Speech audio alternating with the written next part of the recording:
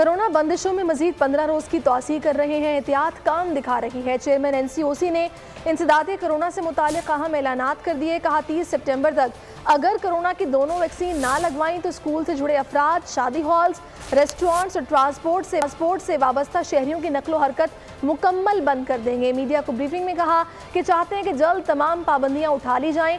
चंद हफ्तों में ऑक्सीजन की मांग में इजाफा हुआ है। लॉकडाउन वाले अजला में 50% सरगर्मियां बहाल करने की इजाजत भी दे दी।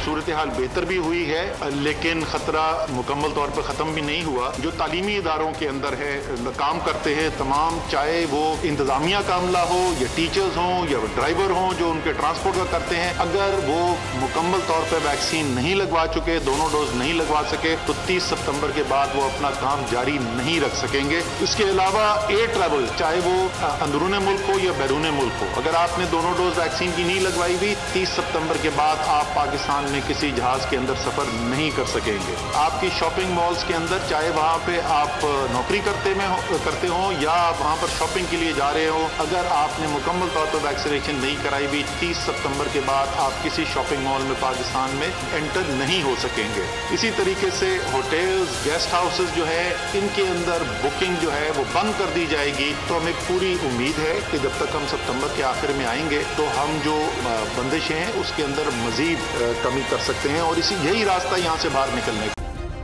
सब्सक्राइब करें और बेल दबाएं ताकि कोई खबर रह न जाए।